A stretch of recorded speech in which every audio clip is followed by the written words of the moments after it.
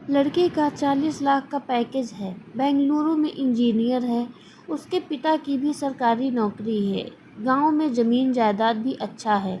और क्या चाहिए हमारी बेटी जाह्नवी को। ऋषि जी जो बेटी जाह्नवी के लिए लड़का देखकर आए थे, अपनी पत्नी राखी से बोले। राखी ने पूछा, लड़के से मिलकर बात की, लड़के का स्वभाव कैसा है। स्वभाव का क्या है, अरे इतना पैसे वाला आदमी है, इतनी शान शौकत है, हमारी बेटी राज करेगी वहाँ। ऋषि जी लड़के वालों की बड़ाई करते हुए बोले।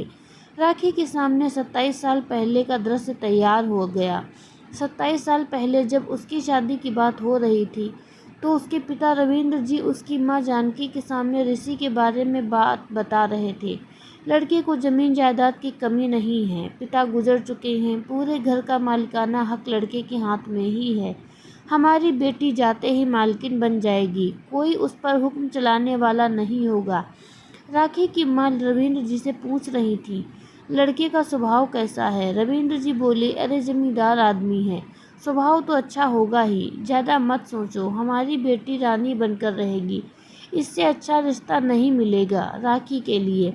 खूबसूरत भविष्य की झिलमिल लाल चुनर ओढ़े राखी ऋषि की दुल्हन बन ससुराल आ गई। ससुराल आते ही राखी के सपनों से सिंदूरी रंग उतरने शुरू हो गए। ऋषि का स्वभाव उम्मीद के बिल्कुल ही विपरीत था। घर की जिम्मेदारी तो वह उठाए हुए था, लेकिन उसके बदले घर में एक आतंक बनाकर रखे हुए था। एक बहन की शादी करवा चुका था और एक बहन की शादी होना बाकी थी। माँ की कोई कद्र नहीं करता था, बात बात पर माँ को धमकी देता, अगर मेरे अनुसार तुम सब नहीं चली तो मैं घर छोड़कर चला जाऊंगा, करा लेना अपनी बेटी की शादी, संभाल लेना पिताजी का व्यापार। राखी ऋषि का ऐसा व्यवहार देखकर दंग रह गई। कभी किसी बेटे को अपनी माँ से ऐसा व्यवहार करते उसने नहीं देखा था। जो इंसान अपनी माँ बहन की कद्र नहीं करता, वह पत्नी की क्या कद्र करता। राखी को बात बात पर जलील करना, गाली देना, मारना पीटना ऋषि की दिनचर्या में शामिल हो गया। इसी बीच राखी प्रेग्नेंट हो गई। बहुत मुश्किल से ऋषि माना राखी को मायके भेजने के लिए। मायके आते ही राखी माँ से लिपटकर खूब रोई।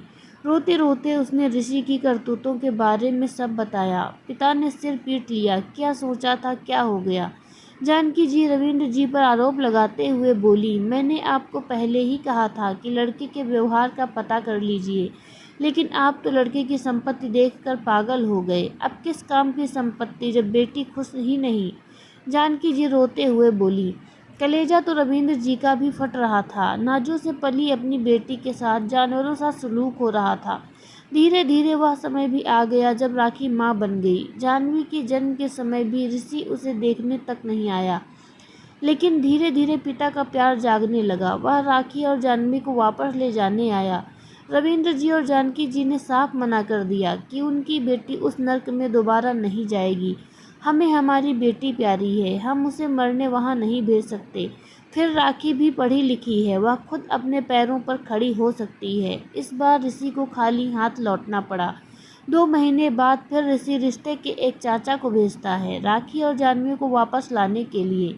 राखी अंदर से टूट चुकी थी। उसे फिर से पढ़ाई करना, नौकरी के लिए भागदौड़ करना, जाह्नवी की जिम्मेदारी, उसको कुछ समझ नहीं आ रहा था। इतने दिनों से मायके में थी, समाज में बातें भी बनने लगी थीं। उससे छोटे 2 भाई बहन भी थे, उसके माता पिता पर उनकी भी जिम्मेदारी थी।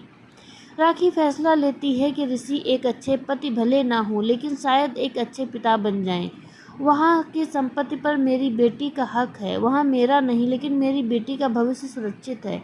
बहुत सोच विचार कर और अपने माता पिता को समझाकर वह वापस ससुराल आ गई।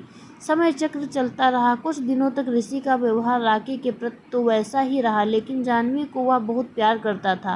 राखी को इसी में संतुष्ट थी कि उम्र बढ़ने के साथ ऋषि थोड़ा शांत होने लगा। राखी की पूरी दुनिया बस जाह्नवी में सिमट कर रह गई थी। देखते ही देखते जाह्नवी इंजीनियरिंग कर जॉब करने लगी। जब उसकी शादी की बात चलने लगी तो राखी ने सोच लिया था कि वह अपनी बेटी के लिए लड़के की संपत्ति या रंग रूप नहीं, बल्कि उसका स्वभाव व्यवहार उसकी पहली शर्त होगी। कल उसके पिता बिना स्वभाव विचार जाने संपत्ति देखकर उसकी शादी किए थे।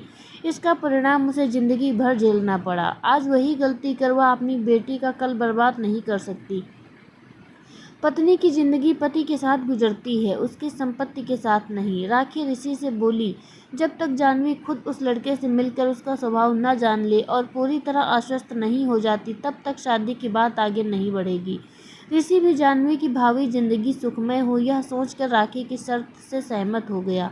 यह कहानी वर्तमान समाज की सच्ची घटनाओं पर आधारित है। पिता बिना लड़के का व्यवहार जाने केवल लड़के की संपत्ति देखकर ही अपनी बेटियों का विवाह उनके साथ करा देते हैं, जिसके बाद में कई लड़कियों की जिंदगी जीवन भर नर्क बनकर रह जाती है। रुपया, पैसा, संपत्ति भले ही जीवन के लिए जरूरी हो, लेकिन उससे भी जरूरी है लड़के का स्वभाव। किसी को भी अपनी बेटी सौंपने से पहले सामने वाले का व्यवहार अच्छे से जांच पड़ताल जरूर कर लें। धन्यवाद।